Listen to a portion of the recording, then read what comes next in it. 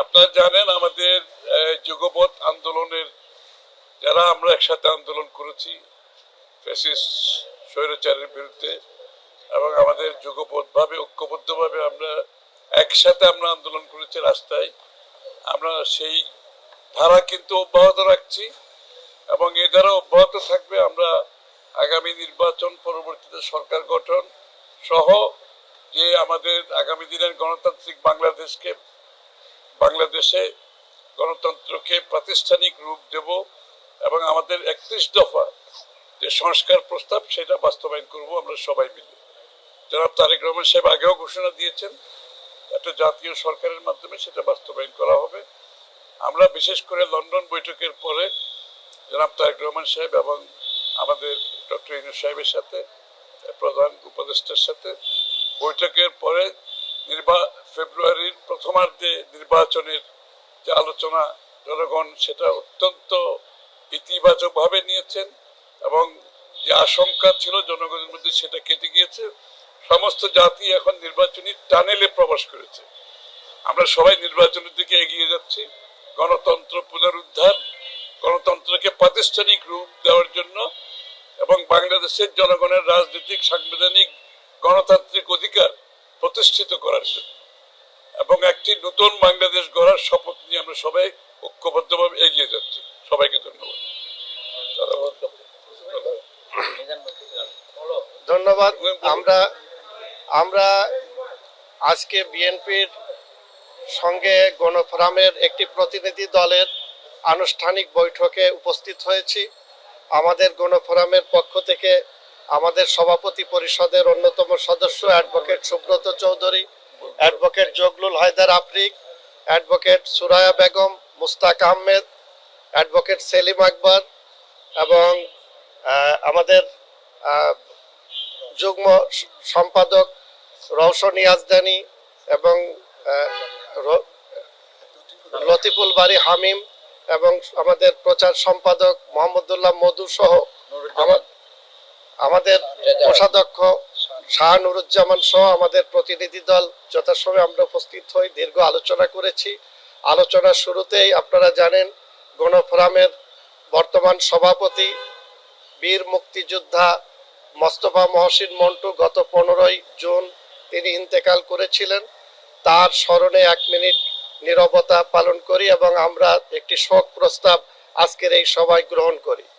এরপর আমাদের মধ্যে যে আলোচনা হয়েছে আপনারা জানেন গত 15 বছরের উপরে একটি স্বৈরাচারী ফ্যাসিস্ট আওয়ামী লীগ সরকারের বিরুদ্ধে আমরা ঐক্যবদ্ধভাবে আন্দোলন সংগ্রাম করেছি একটি গণতান্ত্রিক সরকার প্রতিষ্ঠার জন্য এবং সেই আন্দোলনের ধারাবাহিকতায় 5ই আগস্ট একটি অভ্যুত্থানের মধ্য দিয়ে গত 15 বছরের ফ্যাসিস্ট সরকারের উৎখাত হয়েছে। একটি নতুন মানবিক বাংলাদেশ প্রতিষ্ঠার একটা বিরল সুযোগ হয়েছে। জানেন সে তারপরেও দেশি বিদেশি নানা ষড়যন্ত্রের কারণে আমাদের নির্বাচন নিয়ে একটি অনিশ্চয়তা তৈরি হয়েছিল।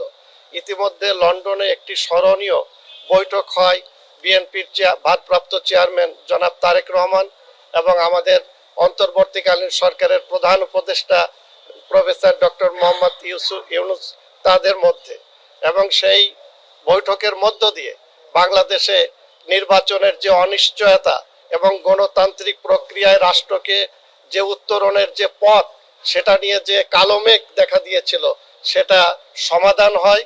দেশের জনগণ এবং ক্রিয়াশীল সকল রাজনৈতিক দলের মধ্যে একটি স্বস্তি ফিরে আসে। তারই ধারাবাহিকতায় আজকে আমাদের বৈঠক হয়েছে। আমরা বিএনপিকে এবং বিএনপির ভারপ্রাপ্ত চেয়ারম্যান জনাব তারেক রহমান এবং অন্যান্য সকল নেতৃবৃন্দের প্রতি আমরা কৃতজ্ঞতা জানিয়েছি যে এই ধরনের একটি উত্তরণের পথকে সহজ করে দেওয়ার জন্য। আর একটা বিষয় আপনারা জানেন যে বর্তমানে যে একটি সংস্কার প্রক্রিয়া চলছে ঐকমত্য কমিশনের সঙ্গে, সেখানে আমরা গণফোরাম সহ বিএনপি সহ ক্রিয়াশীল সকল রাজনৈতিক দলগুলো সেখানে ভূমিকা রাখছি। আমরা সেখানে 31 দফা কিভাবে বাস্তবায়ন করা যায় সংস্কার সেটা আমরা ইতিমধ্যে জাতির কাছে অঙ্গীকার করেছি। এরপরেও বিভিন্ন বিষয়ে সেখানে আলোচনা আসছে, আমরা দলীয়ভাবে সেখানে দিচ্ছি। আমরা ঐকমত্য কমিশনকে জানিয়েছি যেসব বিষয়ে রাজনৈতিক দলগুলো ঐকমত্য হচ্ছে সেগুলো অনতিবিলম্বে আগামী সংসদে পাশ করার জন্য একটি জাতীয় প্রস্তাব হিসাবে রাখা এবং সেই ব্যাপারে যাতে কোনো রকম কালক্ষেপণ করা না হয়। গতকালকেও ঐক্যমত্য কমিশনের সেখানে আমি ছিলাম। আপনারা জানেন এ পর্যন্ত যত আলোচনা হয়েছে সংবিধানের 70 অনুচ্ছেদ ব্যতীত আর কোনো বিষয়ে আমরা কিন্তু একমত হতে পারিনি, জাতির প্রত্যাশা পূরণ করাও সম্ভব হয়নি।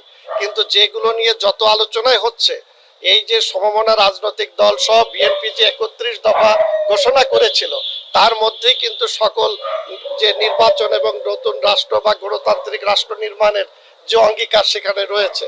তা আমি আশা করি যে এই সরকার যে ঘোষণা দিয়েছে সেই ঘোষণা অনুযায়ী গণতন্ত্র পুনঃপ্রতিষ্ঠার জন্য বিশেষ করে একটি অবাধ সুষ্ঠু নিরপেক্ষ নির্বাচনের দিকে রাষ্ট্র ধাবিত হবে এবং সরকার সেদিকে কাজ করবে।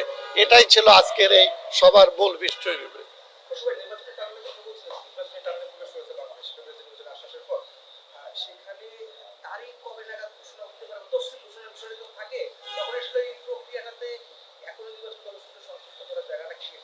না, এটা তো নির্বাচন আপনি দেখবেন যতবারই নির্বাচন ঘোষিত হয়, নির্বাচনের ডেট, নির্বাচনে মনোনয়ন দাখিলের তারিখ, বাছাই করার তারিখ, নির্বাচনের দিনক্ষণ সবগুলো একটা শিডিউল দেওয়া হয়।